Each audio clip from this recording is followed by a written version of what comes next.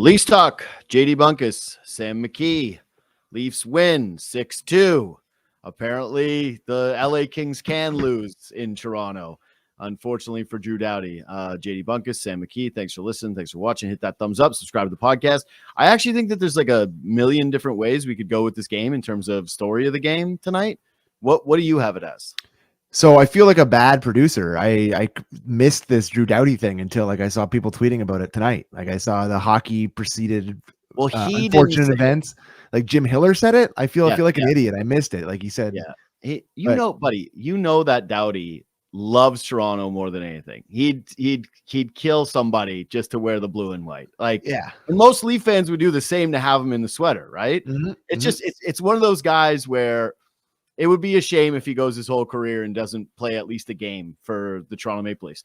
But he cares. He cares about the Leafs, and he knows how to play to the media. And when he gets his opportunities, he usually has something to say about Toronto. And so he was out for the game, and Hiller was fielded a question about it, and he replied with, "Doughty's here supporting the guys," and he told them that we don't lose in Toronto, I think was the line. Okay. Yeah. So I guess you're wrong, unfortunately. No. Yeah, he's wrong, but nothing wrong with it.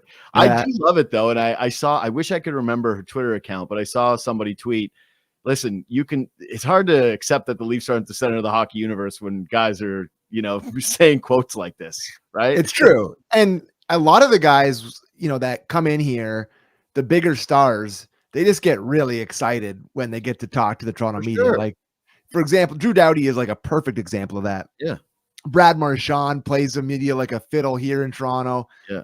Like more of the traditional guys that get to come in here and do it. They love it. But but at least Marchand plays in Boston where there is media. Like the LA fan base doesn't even care about the Rams when they win a Super Bowl. It's all Niners fans that are in there. They can't fill the stadium for any of their teams outside of the Lakers. It's just a Lakers town. Well, imagine you were at a bar tonight and you're like, hey, do you mind if you get the Kings game on? It's like the Dodgers are playing in the NLCS. You're like, the what game?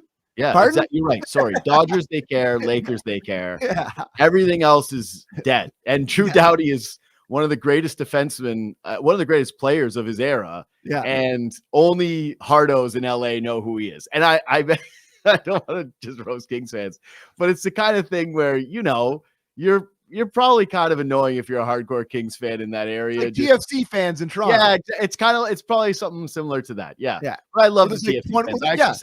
But there's 20,000 of them and they all go to the game. That's what they all care the most. And then when you go, you're like, wait, you care this much about this? They go, yeah, we do. And that's probably Kings fans in LA. Anyways, what was the story of the game to you tonight, bud? I guess it's probably Bobby McMann, I would say. I think that's probably the leader for me. I thought he looked really, really good for the part where the whole Leafs team looked good until they didn't. So I'd say he was jumping off the page to me. Willie Nylander's really started to turn it on here. Loved that line with the three of them. Domi, Nylander, McMann seemed to have some pretty good chemistry.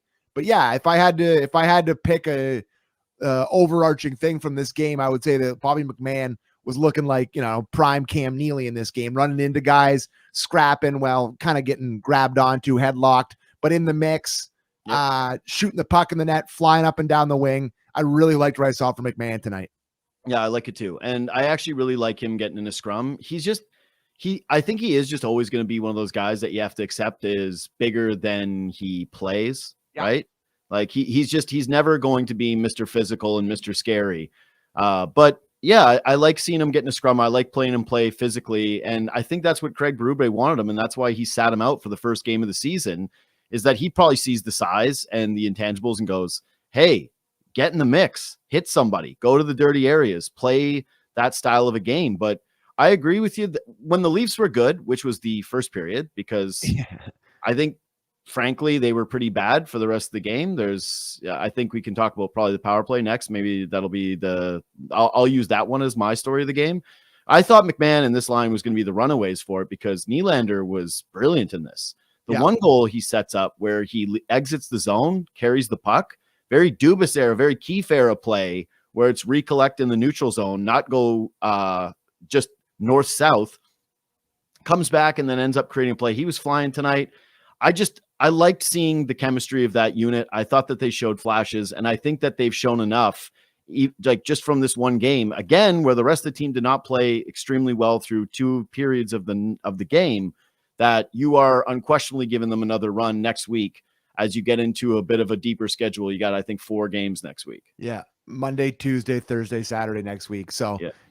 I think you'll get a look at a lot of different guys, but yeah, I think we could probably, I think a big story of the game is how they completely stopped playing hockey in this hockey game. You could say would be a story of the game. I think there's a lot to be said for the human nature aspect of going up big in these hockey games. And I don't the Leafs have done it a ton when they go up big and they kind of let teams back into it. But I think a lot of hockey teams do that across the league. And if you watch a lot of nights with teams with big leagues, the other team's always going to have a pushback, but it doesn't feel like it's the whole second half of the game that's a pushback. And they went up 5. It was 5-0 they went up, right? Is that correct? I think it was 4-0. Yeah, 5-0, 5-1, 5-2. Yeah. Yes. Yeah. Okay. So I thought after they went up 5-0, Anthony Stolarz was brilliant. Like I thought they completely stopped playing hockey and he really turned it on and had to be unbelievable. Like they poured it on, quite honestly, like where it was just, there was waves and waves of Kings possession, Kings around the net. I felt like where there was just clearly Jim Hiller went in that dressing room, was like, this goalie's seeing everything, go to the front of the net, be in front of the net, get in his eyes, muck it up in the crease, get below the dots, do what you can to try to get him off his game. And it didn't really work. Like he was just locked in with a bunch of people in front of him. He's seeing pucks through traffic. So after the Leafs went up big, I thought that he really turned it on and started to look like the Stolarz we saw in the first couple games. So yeah, the Leafs just stopped playing hockey, and it's human nature and it's hard, but it's hard not to get a little bit bent out of shape about it. Cause that's like an old habit. And Berube has been talking about breaking old habits. I don't know if you heard him talking about Domi shooting today at practice, where he's just like, he's got to shoot more. Talk about breaking habits. This is a habit they got to try to break, and it's early here, and we saw the timeout or whatever. But yeah, they really stopped. Yeah, I listen. I want to be more upset about it than I am. Yeah, of course. I'm not like I'm just not. It's too the 4th game about it. Yeah, it's the 4th game of the season. And they were dominating a team that had a goaltender in net who, frankly, was horrible. Oh yeah, he gets pulled when the Kings go up on a power play because I think their coach is trying to send a message and say, hey, let's get back in this hockey game. This is how we're going to play it. Yeah. They couldn't get a stop, but you're dead right. Leafs were getting crazy amount of stops. You know what I love about Stolarz, dude, is he makes saves. Just all of them look routine because he's so big and he's so calm and he tracks it well. And he's able to get such good position, doesn't get bumped, just fights to his areas and keeps his spot. I love the guy, man. Like he's really good. And it's to the point now where I'm watching him going, if you're Joe Woll, I don't think you feel any pressure about not playing because clearly they want to be modern day and split the net and have it be these 2 guys. But for somebody who signed a contract and who was expected to be the 1A, you're not going to get Wally pipped. You're not going to end up playing 30 games this year if it's not for injury or whatever, 20 some games. You're not going to be a traditional backup, but this guy is making an impression to Leaf fans. He's making an impression of the team, and goalie's a member of the team, man. You need him to be a part of it, and he certainly was tonight. I think you could make a pretty strong case that he was their best player. Yeah, I got to ask you about this. Yeah. What's the catch here with Stolarz? Like what? He was a guy who he just couldn't get enough games either. Like he didn't play like everywhere he's played. He's had good numbers, but he's just no teams ever made him the starter or late bloomer for sure. His career, and then backup, and then some good numbers, but again on bad teams. Then one down year, and then same thing where just hasn't been able to get games. And then he goes to Florida, and he's playing behind a guy who's on a huge ticket who had an awesome season, and same thing, backup. And here's a real meaningful chance for him. I think it's part of the reason that he signed with Toronto is he knew he was going to be able to get a good chunk of net. So yeah, it's just, you watch these first, you watch these first, but has he had a history of being like, had injury, like not a ton. I find it hard to believe after watching him through 3 games that he got, I know, but it's a $2.5 million. Like it's just watching him through these 2 games. I'm just saying, or 3 games. I'm just saying to myself, what's the catch here? But there's no catch. That's just what that's what the goalie market was. There's a lot of guys in the position. A lot of teams are splitting the net. And there was obviously a bit of a discount for Toronto because there's an opportunity cost for him. Like he gets to end up playing more, right? Yeah. So yeah, he ends up taking a little bit less. Well, I just got to tell you, man, I'm blown away by how good he is. Yeah, for sure. I don't think anybody at the time was like, Anthony Stolarz is going to get $5 million for playing 20 games with the Panthers last year. No, of course, but it's just watching him play through the first 3 games of the season. He's been good enough where the starting, quote unquote, starting goalie has a phantom injury before the season starts. And he is a guy that disappeared in Game 7 for the Toronto Maple Leafs last spring. Mm-hmm. He has this whole, like, my thoughts on Wall, and I just don't think about him. Like, I'm not like, oh God, I know that's what I mean though. It's like normally where if you sign like a journeyman backup goaltender to be your sort of 1B or backup to your starting goalie, your starting goalie gets hurt, you'd be like, oh my God, we're going to have to try to survive the start of the year. And I'm like, I don't think I'm the John Hamm meme. I don't think about you at all. Like Joe Wall here. It's like, you're an afterthought after watching him through these first games. I'm blown away by it. That's why I'm just like trying to figure out what the catch is. He's big, don't you feel that? Solid, and he's just moving around beautifully. I don't know. Don't you feel that though with him? Like I think the Kings at one point were out shooting the Leafs 28-4 from like the first period on. Like they were just crushing them. And somebody sent me the deserve to win-o-meter for the Kings. And I went, yeah, listen, it's stupid. Like, I don't believe in the deserve to win-o-meter, but it kind of didn't even dawn on me how much they were caving him in because, again, Stolarz wasn't scrambling in the net. And this is what I'm trying to say is he doesn't make saves look difficult.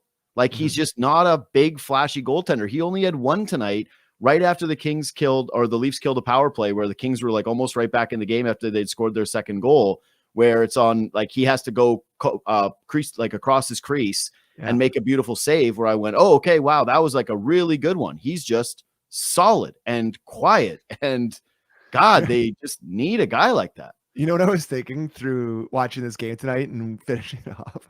I'm like, if Treliving could stop the season today, if the season was 4 games long, he would have had the greatest offseason in the history of hockey. I know. It's like Chris Tanev and Oliver Ekman-Larsson have changed the decor. Yep. Anthony Stolarz is the best goalie in the league. Steven Lorentz, well, maybe not tonight, but a lot of nights has been the best fourth liner in the league. Max Domi leading the league in points, leading the team in points. Yeah. It's like, stop it right now.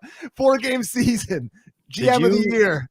Did you happen to hear my show today? I clipped it. It was on my Instagram. I saw the clip. Yeah, when I did the day before. We have the same brain on Real Kipper and Born. When I did the brand new show that I thought of very high intensity stuff here called True or False. Yeah. I said true or false. Chris Tanev's the most important free agent signing since John Tavares. Well, yeah, but I'm talking. I went back and did the entire. And I heard it. Blue line free agency from the cap era onward. And people were like replying to the tweet and getting in my mentions going, it's way too early. It's way too early. And I went, is it way too early to know that these guys are going to be better than Brett Lebda and Jeff Finger? Pretty sure Brett Lebda was a -1 in that 9-2 win over the Nashville Predators. I remember that actually. Was it the Predators or who was it they beat 9-2? I remember that specifically, pointing it out like, oh, this guy, Red Wings fans love him. He came here, couldn't play.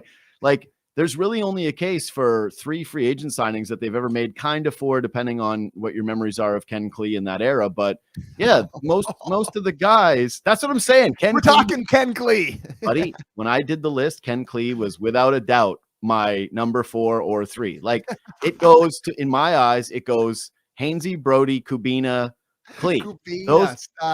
Those are the best 4 guys that they've signed as free agents in the cap era. And so I really don't think it's a hot take to think that these 2 guys could be the best 2 signings that they've ever had. Now, granted, Canucks fans like our boy Reach is texting me going, oh, yeah. Wait till you see OEL fade. OEL fades. They all love to say it. Full Vancouver. Eh? The Woodbridge boy has turned his back on his roots. He's just hammering me about OLE too. Yeah. You know what I texted? OEL, sorry. I was like, maybe if the sunshine there once in a while, just once in a while, you guys got a little bit of sun. How about you worry about your own team, pal? You guys stink. You wouldn't be all negative chasing sweet OEL from your town and just shipping him out on a wagon. But yeah, you're right. So far, so good for basically everything Tree has touched this past offseason. It's been an absolute masterclass, including the coach, where, man, I don't care if you're a grown-ass hockey player. I don't care if you're making $11 million a season. You get that timeout and you go to the bench and you've just been dogging it, and Craig Berube is giving you this and swearing at you, going up and down. I think you hate it. You don't like it. It doesn't feel good. It doesn't feel comfortable. He's just got a presence to him, man. That's the thing. Like, I don't want to make it about Keefe, but I'm about to. So I'm just, why did I say I don't want to make it about Keefe? Because I'm going to make it about Keefe. Yeah. Let's just picture Sheldon Keefe and Craig Berube walk into the same room. Like, who is going to carry more, quote unquote, what the kids say, aura? Hey, I'm acting like a young person here. The aura. He demands respect. Just look at the size of the guy. He's a barrel chested, like he's a mutant out there. He's massive, and he's just sitting there staring at He called a timeout to literally just scream at Pontus and John Tavares. Yeah. He just, like, it was 5-2. They were going to win the game. Like, even if the Kings got another one, it's like, there's 8 minutes left in the game. He looked at two guys and just screamed at them for 30 seconds. Like, that's what he did. He just stared but at you know what, though? He's getting mad, and you can tell he's pissed off, but he's stoic, man. You look at him, and I don't want to also talk about Sheldon Keefe and try to disparage Keefe. What'd you say? I don't want to make this about Keefe either. How many times the shot over at Keefe, he would just be red in the face, furious, swearing up and down, losing his cool all the time. And I do think that there's something to, when someone loses it all the time, the effect can wane. And when you have a guy like Berube who's just stoic, stone-faced, and then starts to give it to you, it carries a little bit more gravitas in terms of where you're picking your bullets. So whatever, it'll be probably fine for Keefe. Everybody's built different, but I do think that this kind of a guy is probably going to resonate more deeply with this group. And this is something that I've said all along when they brought him in: the pedigree, the presence. This is something that's going to matter with a group like this. And by the way, if you've got some people in the chat, Dave Draper said, have we seen enough from, he calls him Stolarz the goalie, to call him the clear number one? And we said no. Like, that's what do we think about Stolarz the goalie? I hate it. Don't ever do that again. I actually read that purely to say that I refuse to participate in Stolarz the goalie. I just don't. But Stolarz is a little bit tough to say. Stolarz, like Stoli, he's definitely Stoli. Like, the boys call him Stoli or Stolar. I just can't do it. First of all, one of my first childhood goaltending, like when I first became a goalie, Olaf Kolzig was one of the guys, like Godzilla mask and carrying like Leafs that's legend. That's just Ole the goalie. Like, that's the guy to me. So when I hear Stolarz the goalie, I just don't love it. And then Ashley points out the catch is that he's never been tested for a full season. You guys think he's Marty Brodeur after 3 games. Hey, listen, fair. Okay, he's not Marty Brodeur. He's better than Marty Brodeur. Imagine if Marty Brodeur was bigger, and then then you would have him. Bobby McMann, by the way, is winning the player vote of the game so far with only 56%. So I'm kind of curious who the other guys are, because he had a really good game. Okay, so moving on. The power play. The first one I loved. They were snapping around, then they take a penalty. It was actually kind of beautiful. They don't score, but I went, okay, this is the type of process I'm looking for. The second one was as ugly as it's been all season. Might have been the worst one yet. Yeah. And I actually was thinking to myself to make this the story of the game, simply because the way I was feeling after that second one was, oh my God, this is just going to continue to be massive.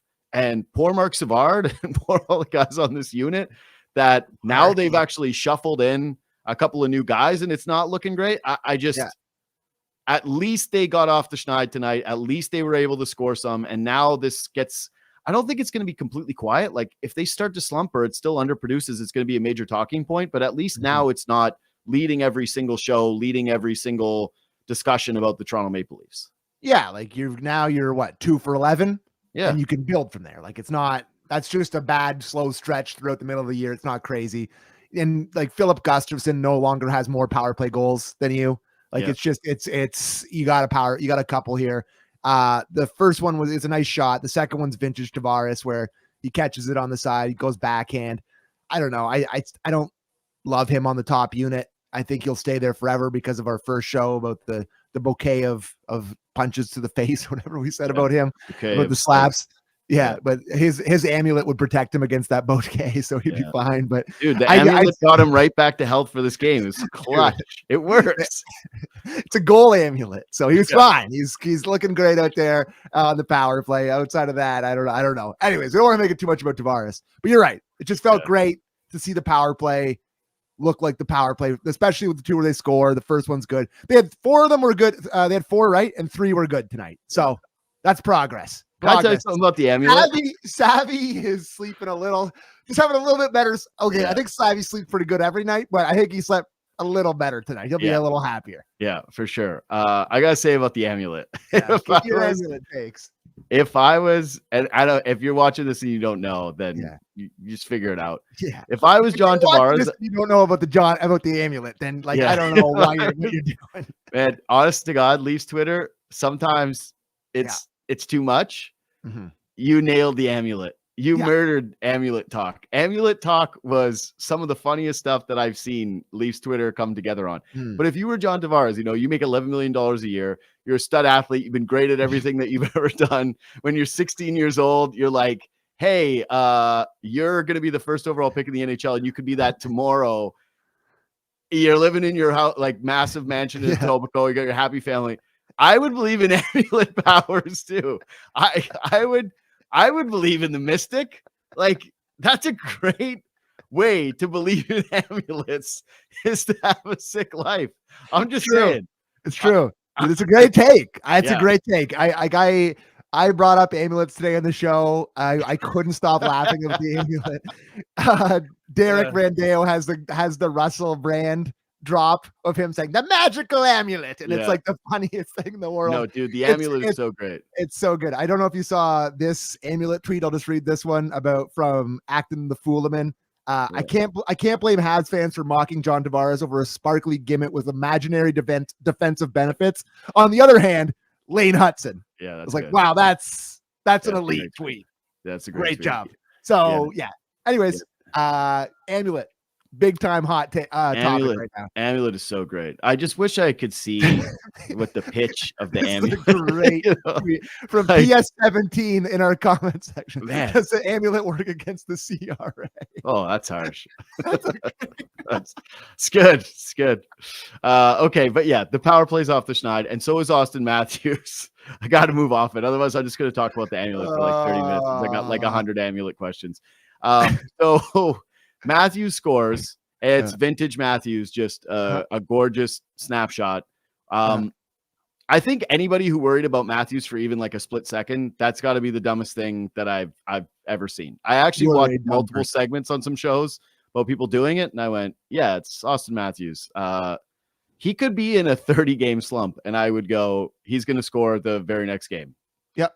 The goal that this one tonight, where he fans on it, like this is an all-world fan on the first one. Yeah. Like, but for the dexterity, edge work, and hands to be able to pick that puck up again after that fan, bang, like right back to the backhand, back to the forehand, and Riddick didn't even see it go in. Like, he still was looking around. Like, I don't think Riddick saw a single puck tonight. No, Riddick was awful, but he was like flat out bad. It's amazing he's still in the league. He's just like one of those guys that just keeps getting jobs because he's big. I don't get it, but that's just an all-world shot and play for Matthews after that fan. Like, that's just it's disgusting how good that was. So nice to see him score, and it's just classic goal scorer reaction after you score one that you always got a whole 3 games without scoring a goal in the NHL. What a bum. And he's like, oh, thank God I finally scored. Like, that's his standard. It's like the monkey off the back thing for him is 3 games. Like most guys, it's 3 weeks. It's 3 games for him. Then he's like, oh my God, thank God I scored. So nice 100%. To see it. Fired at home. Beautiful shot. And he looked good otherwise tonight too. That line, I think, could be the best line in the NHL by season's end.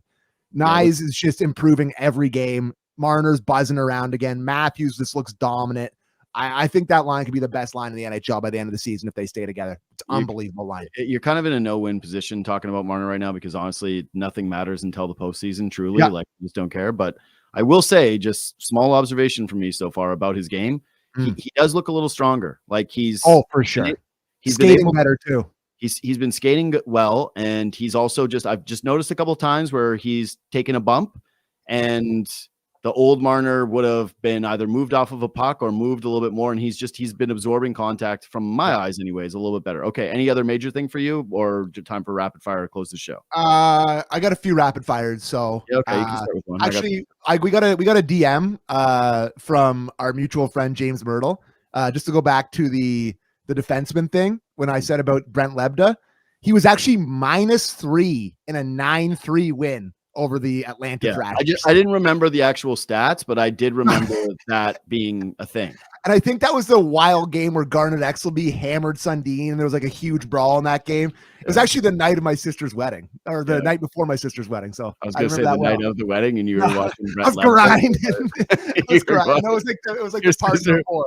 They're giving speeches, and you're just watching Brent Lebda go -3. Amazing. Anyways, I mean, that's why you're hosting the show. Okay, what do you got? Okay, we did crowd talk on Saturday. Was that right? On Thanksgiving, we did crowd talk. Go back to crowd talk, eh? I am going back to crowd talk because I think being quiet or whatever, that's a staple of Scotiabank Arena. And I think that's low hanging fruit. And it's one that we took on Saturday. And I think like making jokes about the quiet arena is like it's almost parade jokes to me. But why the hell is the whole Lower Bowl empty in a 6-2 win? Like, you can't even stay to the end of the game to watch them win the game 6-2. Like, you've cleared out. Like, what the hell is it? That's a new one. Is that you? Does that happen all the time? I just noticed it tonight. It was like they were losing 6-2. That's disgraceful. You can't even, you pay $1,000 for a ticket and you're not even going to stay and clap and, hear the song. You got to get right back to where we started from. Watch the 3 stars. That's a joke, man. It's embarrassing. So, to me, I thought about this too, because it was obviously noticeable, and I was going to leave it just because we already did the crowd. And that one pissed me off more than the quiet crowd. That pissed me off 10 times more. Yeah, but I think, and it's still, I'm not trying to justify, but this is what happens when you have the worst commute in the world. Oh, yeah. Yeah. If you leave 5 minutes earlier, the Gardener is definitely going to be better. No, I don't think so, but I think that the Gardener has broken people's brains. Like, dude, imagine having to do that commute every single day. Like, there's people that are watching this right now, that are listening to this right now. There's people listening to this right now because you're listening on the podcast. You subscribe and review, you leave 5 stars. You're just beauty. I love you to death for it because it matters. Even if you watch us on YouTube, by the way, you should subscribe to the podcast and do those things. You're sitting here listening to that going, I can't believe this is my life. Like, every day I'm losing hours and hours and hours of just sitting on this highway because the city is just so poorly designed. Anyway, I blame them for sure. But I can understand the temptation. What? Don't go to the game. Like, if you're like, oh my God, the commute, then don't bother. That's life. You live in Toronto. Stay to the end of the game. But you and I are everymens who grew up dying to go to these games and who didn't live in the city of Toronto. And for us, it was like, I went to only a few Leafs games as a kid, and every single time was such a massive event for me that even still, I think about it that way. Whenever I go to games, I always think like, God, this is so special to be here. And so, it's different for us than the sushi crowd that gets the tickets comped and just wants to get back home. And it's couldn't believe it. I couldn't believe it. Yeah, it's ugly. Listen, dude, honestly, I think that the Leafs genuinely have the best fan base in all of hockey. It's the biggest, but I also think it's the best and most passionate.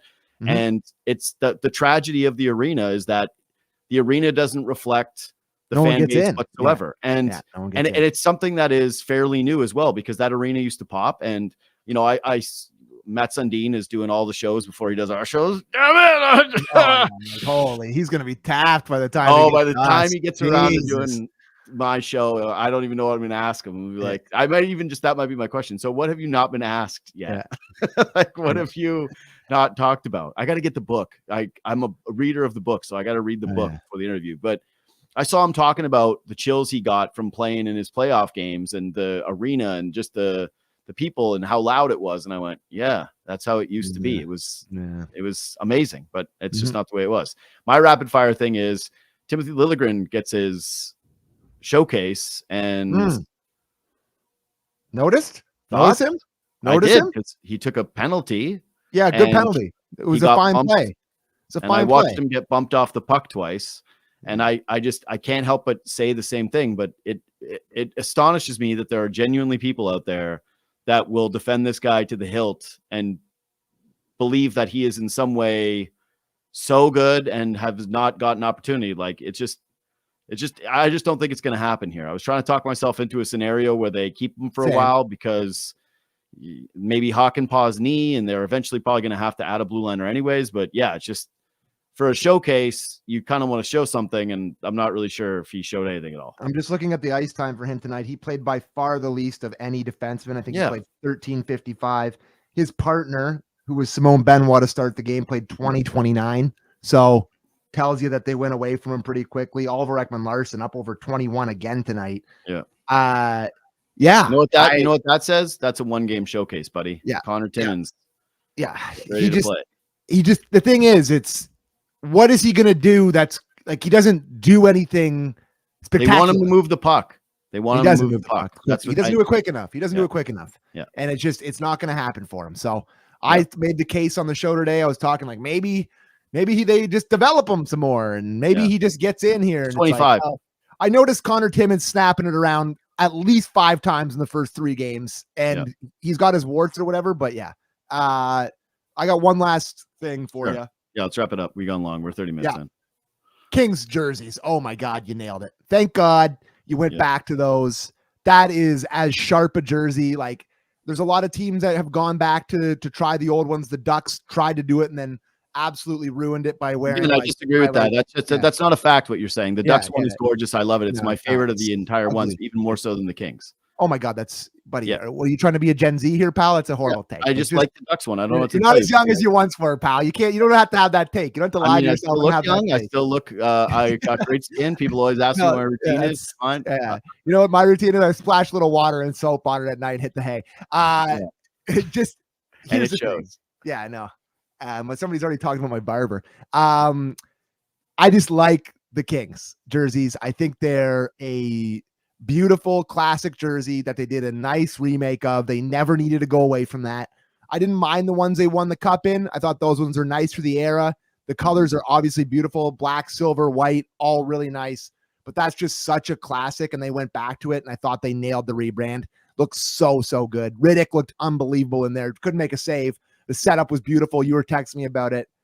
Love the Kings jerseys. Yeah, and the black ones are so nice too. But they don't get to wear their black ones because did you see the start to their season? It's an absurd trip. Yeah. So apparently they've gotten they were supposed to have stadium renovations this year. They got delayed. And so they're going to have to do this exact same thing to start next year when the stadium renovations actually happen. So they're going to have 2 years in a row of this like road hell. They started in Buffalo on the 10th. Their first home game is the 24th. Yeah, they scheduled it. Sharks. Yeah, they scheduled it like that because of what they thought were going to be renovations. So it's weird. I actually I texted you about Riddick's setup because that's my favorite. As much as I like Stolarz's gear, white pads, like good, clean, like leaves the puck marks on it. I prefer it. That's for me. Is that setup is to me just about as good as it can possibly be. That might be actually my favorite in the entire NHL. Like I don't know how another goalie could beat that setup. But I will admit, this is a bad confession. I hate admitting this. Like, I'm not doing this out of being a hot take. The Kings and the Raiders stuff has always left me a little cold. And I know it's cool and it looks cool.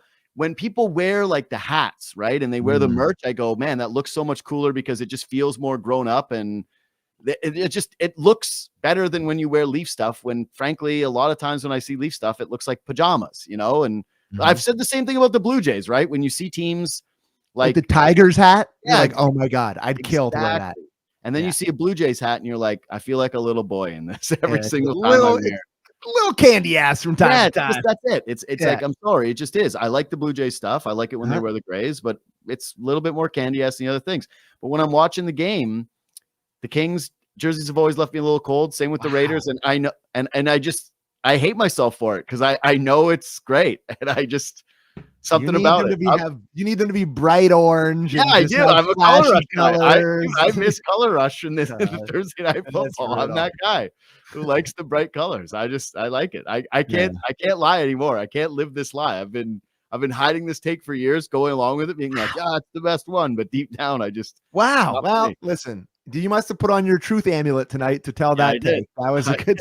That's a good. I was inspired by Tavares. Speak your truth. Say what you believe in. Who cares if literally the entire world mocks you? Like, just go with what you believe. The magical amulet. Yeah. Anyways, again, follow us on Twitter and Instagram at JD Bunkis at Sam McKee. Reach out anytime. We always like hearing from people who watch the show. Thanks to all the commenters, but also hit that thumbs up if you're watching on YouTube. And again, if you even watch it on YouTube, please subscribe to the podcast on Spotify or on iTunes. It helps us out. Leave 5 stars, do those things, and we will see you Saturday night.